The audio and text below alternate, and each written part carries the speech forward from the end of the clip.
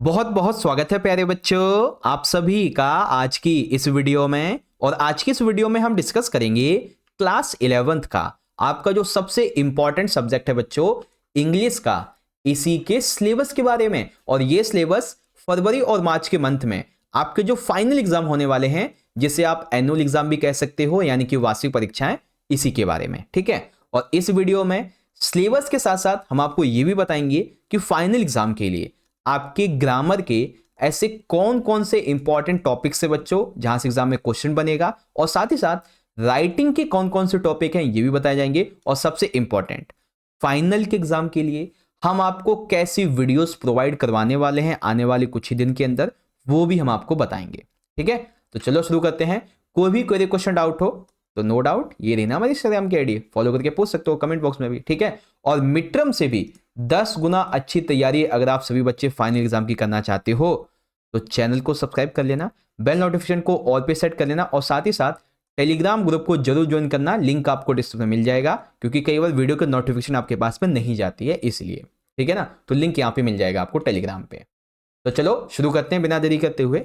देखो प्यारे बच्चों, सबसे पहले आप ये समझो कि आपका ना डीओई की तरफ से, ठीक है, और साथ ही साथ सीबीएसई की तरफ से जो सिलेबस दिया गया है ना, वो कुछ इस तरीके का है, जिसमें कंप्लीट आपका जो क्वेश्चन पेपर का पैटर्न है वो दे रखा है। जैसे सेक्शन ए है आपका 18 नंबर का, सेक्शन बी आपका यहाँ पे देख सकते हैं ग्रामर 7 नंबर की है, राइटिंग आपका 16 नंबर का है, फिर सेक्शन सी देख सकते हैं आपका 31 मार्क्स का है ना। तो इसी सिलेबस को हम थोड़ा बेहतर तरीके से समझने का प्रयत्न करेंगे। तो देखो बच्चों, एक चीज और ध्यान से सुन लो, जो भी सिलेबस अभी तक आपने मिड टर्म के एग्जाम में पढ़ा है, ठीक है, वो सारा का सारा सिलेबस रिपीट होगा आपके आने वाले फाइनल के एग्जाम में, और साथ ही साथ कुछ न्यू चैप्टर्स भी ऐड हुए हैं, है ना। तो सबसे पहले आप अपनी पहली किताब निकाल लो, हॉर्नबिल, और इसमें से आपको मैं बताता हूं कि क्या क्या पढ़ना है। ठीक है, देखो सबसे पहला रहेगा आपका chapter number 1, the portrait of a lady. ठीक है, फिर होगा आपका chapter number 2, we are not afraid to die if we can all be together. और फिर chapter number 3, discovering truth the saga continues. Okay, उसके बाद चैप्टर नंबर यहाँ पे देखेंगे तो रहेगा हमारा, ये हो जाएगा 4th। ठीक है, द एडवेंचर। फिर चैप्टर नंबर 5 हो जाएगा हमारा सिल्क रोड। ओके, उसके बाद पोयम आ जाती हैं। अब पोयम के लिए मैं पेन चेंज कर देता हूँ ब्लैक।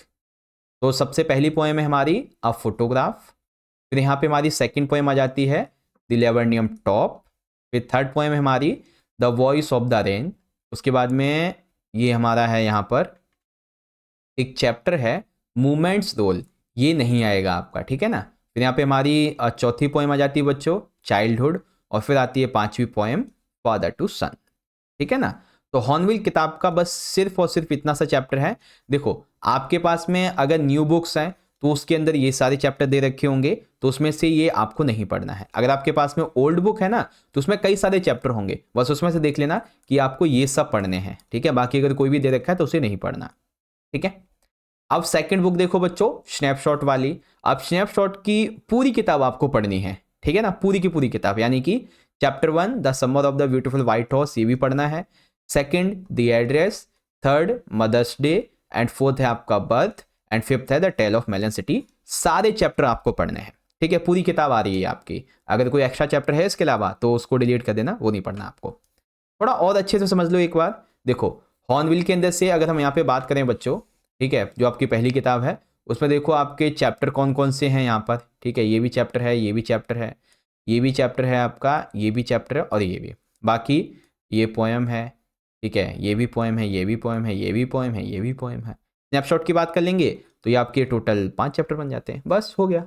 ठीक है, चलो अब बारी आती है सिलेबस के बाद अगले टॉपिक की, जो कि है आपका क्रिएटिव राइटिंग स्किल और फिर ग्रामर। तो पहले हम राइटिंग स्किल को देख लेते हैं बच्चों, क्या क्या रहेगा।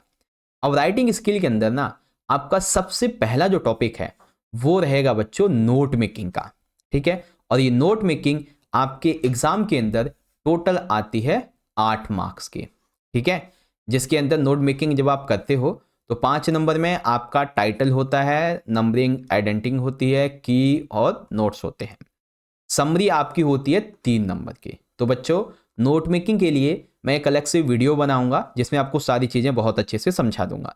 इसके अलावा एक चीज़ और गौर से सुनो, देखो ये जितना भी आपका सिलेबस है ना, इस पूरे के पूरे सिलेबस के हम आपको chapter wise most important questions भी करवाएंगे, हम आपके लिए एमसीक्यू वाली वीडियोस भी लाएंगे, लाइव सेशन भी हम अटेंड करेंगे, और इसके अलावा फाइनल एग्जाम के लिए हम आपको कम से भी कम 10+ मोस्ट इंपॉर्टेंट सैंपल पेपर करवाएंगे बच्चों, और वो भी कंप्लीट सॉल्यूशन के साथ में।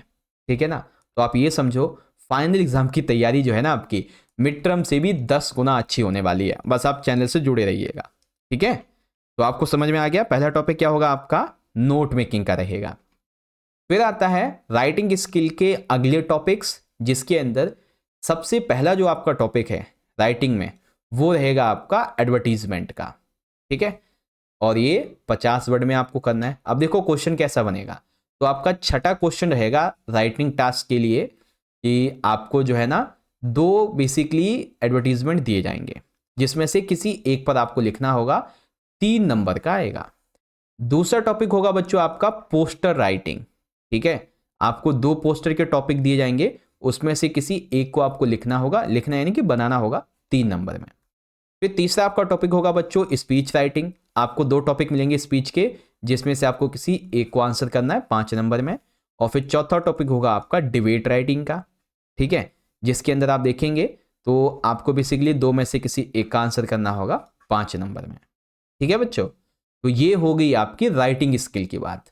अब ग्रामर देख लो एक बार, बहुत ही सिंपल सी है ग्रामर भाई, क्योंकि ग्रामर में ना आपका 7 नंबर का एक क्वेश्चन आएगा, जिसके अंदर आपकी गैप फिलिंग भी हो सकती हैं, यानी गैप फिलिंग करना, टेंसेस हो सकते हैं, और रीऑर्डरिंग हो सकता है। ठीक है, और जो मिसिंग होते हैं वो हो सकते हैं, एक्टिव से पैसिव वॉइस में चेंज करना हो सकता है। तो कई टाइप के क्वेश्चन हो सकते हैं ग्रामर के, उसकी भी आपको मैं प्रैक्टिस करवा दूंगा बच्चों लाइव आकर, डोंट वरी।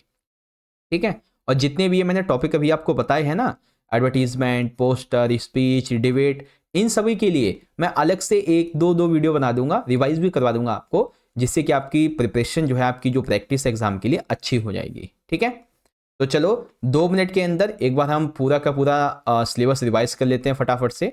देखो सिलेबस रिवाइज करना बहुत ही सिंपल सा है। पहले आप अपनी हॉर्नबिल बुक से देख लो आपके कितने चैप्टर्स आने हैं। ठीक है, ये सारे के सारे आपके यहाँ पे चैप्टर हो जाते हैं, और फिर ये आपकी सारी के सारी यहाँ पे पोएम हो जाती हैं। स्नैपशॉट की बात करेंगे तो टोटल आपके ये 5 चैप्टर आने हैं।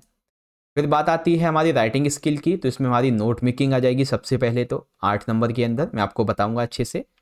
फिर यहाँ पे आपकी राइटिंग स्किल की बात करेंगे तो एडवर्टीजमेंट हो जाएगा आपका 3 नंबर के अंदर।